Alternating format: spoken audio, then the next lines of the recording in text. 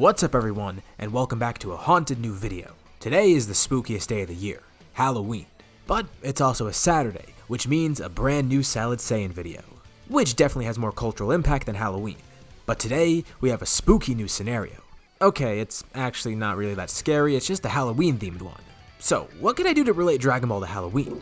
Turn everyone into ghosts, give Goku a curse, have Gohan go trick-or-treating, or possibly the scariest thing of all, another scenario where we skip the Buu saga. No, this time around, it's quite the opposite.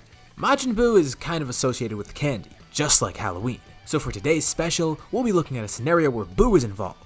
A kinda goofy and impossible one where Super Buu ends up turning good somehow? Don't worry, despite it sounding stupid, there's a reason behind it to make it at least somewhat plausible. For this video, let's hit a like goal of 3,100 likes. 31 because Halloween is the 31st. And once we hit that, we'll continue the scenario with another part. Anyways, let's begin. So as I said, this is going to be a little bit more fun than something that's realistic, but it is Halloween, so why not do that? So, which part of the Buu saga is this going to happen in? Well, this would be towards the end. The exact moment when Buu decides to absorb Gohan. He succeeds, able to catch Gohan off guard and have him become a part of him. He turned into Buuhan, but something is different this time. With all the people absorbed within him, they begin influencing his personality. They already had before, but something's different about it this time. It's not just his personality, it's his morality as well. Despite being a being of pure evil, everyone inside him is good, some even pure of heart. There's whatever little remains of the Kais that influenced Fat Buu beforehand, with Fat Buu now actually inside him. Piccolo's in there, a good guy, Trunks who's most likely pure of heart, and of course, Gohan and Goten who we know are pure of heart. This is the tipping point. There's so much good within him that it changes him. Goku looks on in terror as he transforms, but Buuhan just gives an equally confused look.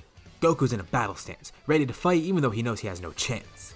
But Buuhan does nothing. He's just standing there, speechless and confused.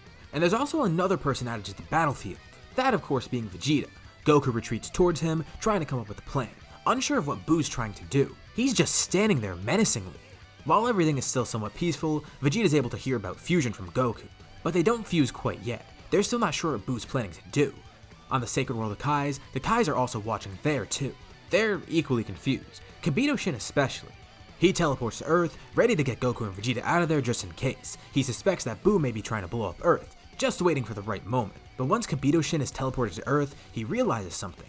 He's able to actually read Buu's mind. Goku and Vegeta ask what's happening, and Kibito Shin says that there's some sort of conflict within him. It's almost as if his evil part is being taken over somehow. The good side is winning. How is there even a good side?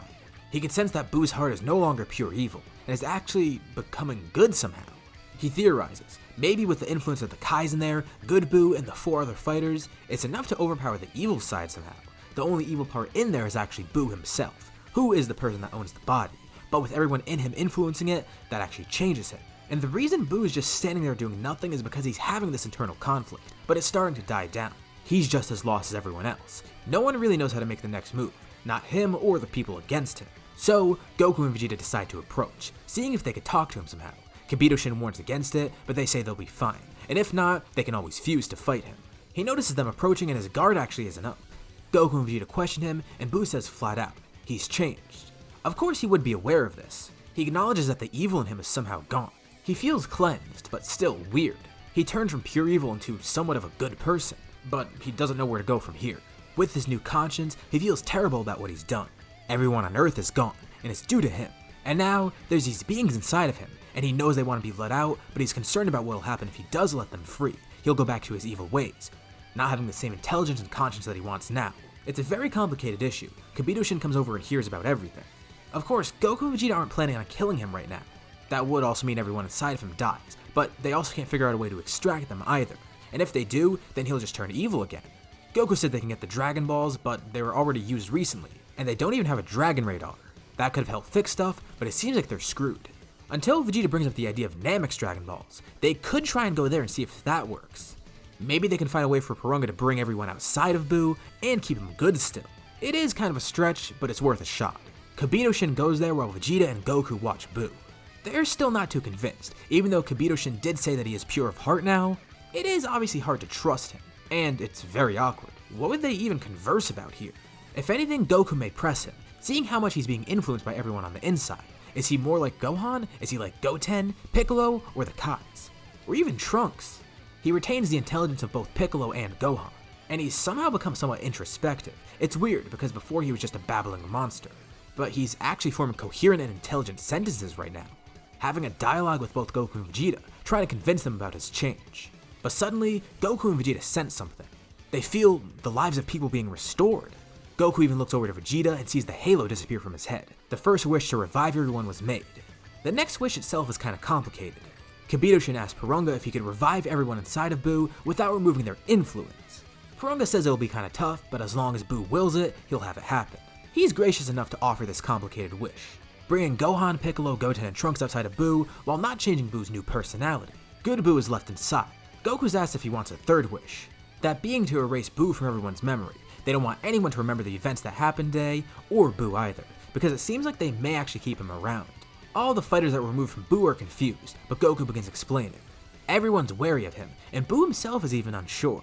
He still feels guilty for what he's done, and he questions if he really is good, despite his change in heart. And plus, what role does he have now? No one is too sure. But for now, the best thing for him is to do some soul searching, trying to figure out who he really is. Some time would pass, Buu would be left to his own devices. The Kais would try to figure out what's going on with him, observing from their planet, but there is one person that does show a lot of interest. While a lot of the other fighters are avoiding him, Goku decides to contact him, seeing what he's up to. It's pretty fitting for him. He may try and become friends with Buu, seeing if they can train together and become training partners. Buu is aware that everyone else is wary of him, but Goku seems to be somewhat trusting. He's even considered leaving Earth, just going off on his own into space, feeling as if he doesn't belong here, but Goku assures him that he'll be a valuable member to the team. And who knows, he may be able to fit in here. Buu is a little saddened that not many people trust him, but he understands why. I mean, he did kill all of humanity after all. But it's good that at least one person does. He and Goku begin training, and Goku notices that his trust is in the right place. Buu is totally a good person. That influence did remain thanks to Porunga. Buu is also incredibly strong, too much for Goku to even handle. Buu has to tone down his powers a bit to train, but he's happy to do that. At least it gives him something to pass the time. But then Goku realizes. He asks if Buu can heal people still, and he says yes. He tells Buu that there's no need to hold back then. As long as he doesn't kill Goku, Buu can just heal him and they can keep training like that. It would actually help Goku get stronger too. It's a pretty smart idea, although it's a bit chaotic because Goku realizes that it's gonna hurt a lot. But it'll be helpful once in a while. Of course, Buu wouldn't just be training this whole time either. Same for Goku. Goku has other responsibilities. For Buu, I feel he'd be a bit like Piccolo, off on his own a lot, meditating probably. And as we've seen with Buu, he can change his face and appearance. So from time to time, he may disguise himself as a human going into cities, learning more about society, and also stopping by bakeries and candy shops. His gluttony still remains, shocking a bunch of people as they see a seemingly normal person downing multiple cakes at once. Anywho, this is basically how Buu enjoys himself over the next few years, and eventually, Battle of Gods would happen starting like normal. When investigating Earth this time, Whis may give him the info about Buu that he needs, and that gets Beerus interested, a seemingly pure evil being that's good now somehow. Beerus should be pretty intrigued with Earth after hearing that Buu is there, and he's somewhat changed according to the Kais. Well, if he can't find a Super Saiyan God there, he at least has Buu to fight. Buu would definitely be at the birthday party, but this time he wouldn't actually screw with Beerus. Instead of taking all the pudding for himself, he would actually just be able to create more if he wanted. Beerus wasn't too fond of Buu before, but after this gesture, he realizes that Buu could be a valuable asset. He could create food at any time with his magic. He definitely does seem like a good guy now, unless this is all a facade. Everyone tries to face Beerus in a fight, but nothing really works. It would eventually lead to Buu fighting him though. The two of them clash, and Buu's power is way above anyone else.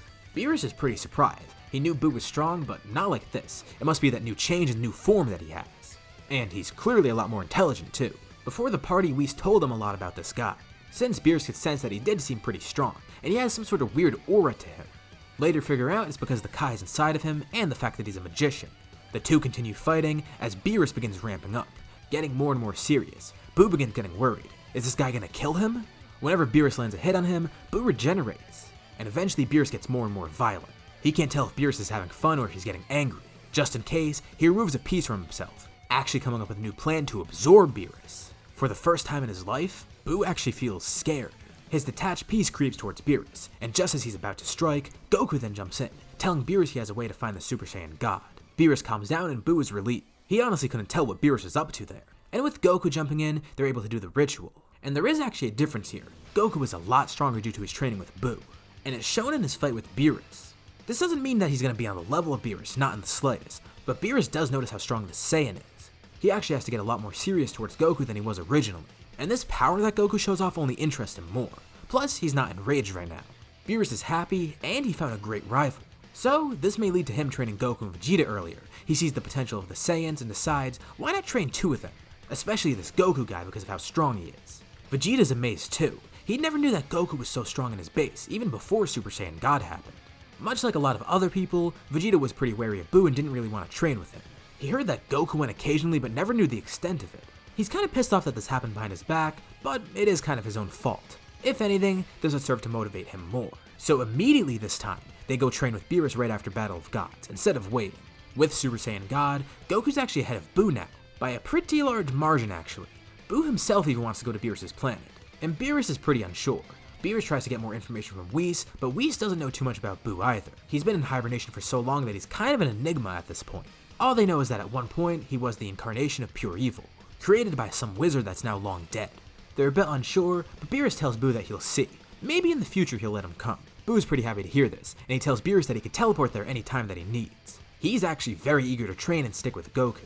It's clear that by this point, he's done a complete 180. Obviously because he's a good guy, but you can tell his personality has changed. He actually has friends now.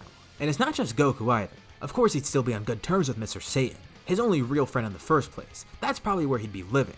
Mr. Satan is another one of the few people that still trust him. And while he stays on Earth, this does lead to something interesting. Since he lives with Mr. Satan, that means he gets to see Videl and Gohan a lot. He remembers Gohan's power from before. Not only did he experience it, but he actually got to absorb some of it. And this gets him interested. He wonders how much this kid is actually like Goku. Maybe while Goku's gone, he could probably train with Gohan. By this point, Gohan has slacked off a bit. And Buu notices this, and it's clear that Goku's rubbing off on Buu because now he's becoming addicted to training. He tells Gohan too. He doesn't want to squander that potential. It could be fun if they train together. It's gonna take a bit of convincing though. Buu shows up at Gohan's house one day, asking if he wants to train. Gohan says that he doesn't even have any equipment to train with. So Buu aims his antenna towards Gohan's backyard, creating an entire gym for him. Now can they train? Well, Gohan says that he doesn't have time. Buu says no problem, he'll help him come up with a new schedule. But there's also Pan for him to take care of. That shouldn't be an issue, Videl's still there. It takes a lot of pushing, but eventually Gohan gives in. And Buu's stoked to hear this. Gohan's a bit rusty, but Buu says he has a new workout plan that will completely change Gohan. It's a weird adjustment for Gohan. He wasn't really too fond of Buu before, also being one of the people that didn't trust him too much, but he's coming to see that Buu is actually a very good person. And a very eager one at that. That's another thing too, this is Buu's personality now. Not only is he good, but he's had a few years to develop some sort of a personality, a lot of it influenced by Goku, as well as the people that were once inside him. He's a very positive person. I mean, if anyone were that strong and had the ability to turn anything into candy, I'm sure they'd be happy too. He's also focused on getting stronger and smarter. That former intelligence from Piccolo and Gohan did rub off on him. And since Gohan is so into his job and even studying a bit, Buu would probably become pretty friendly with Gohan, being interested not only with the fighting side of him, but the smart side of him. Of course, if he ever attends Gohan's lectures, he would have to disguise as a person, but he's interested to go to the university as well as other places, learning more about the world and the people in it. Because while Buu is intelligent, this is something that he lacks, an understanding of society. Not only does he physically get stronger, but his mind gets stronger. Alongside his new friend Gohan, he becomes a frequent guest at Gohan's house, even becoming friends with Videl, and at times, he could split himself into two to have one of them babysit Pan while one trains with Gohan. It's so weird, this is the same guy that killed all humanity, even killing Videl before, and now he's watching after her kid and training with her husband, being friends with him. He even still has the same outfit as Gohan. He's unrecognizable from the monster that they knew before. But while Buu may have turned good, there's other people in the universe that are still evil. Specifically, a former villain that's about to return, a certain emperor about to be revived by his army. However, this episode's getting a bit long, so we'll be saving Resurrection F for the next episode. This is where we'll leave off for now. So, what did you guys think about this part? How do you think this somewhat goofy scenario will go? What do you think will happen with Buu, Gohan, Goku, and Vegeta in the future? Leave any thoughts and suggestions in the comments below. I'll be sure to check them out to see what you guys think. As always, if you liked the video, be sure to drop a like, and let's try to hit that like goal so we can get another part to this series. If you haven't already, why not subscribe, as well as hitting the bell icon and get notified about any future parts of this What If, or any other videos that I upload on my channel. Thank you all for watching, have a happy Halloween, and I'll see you all in my next video.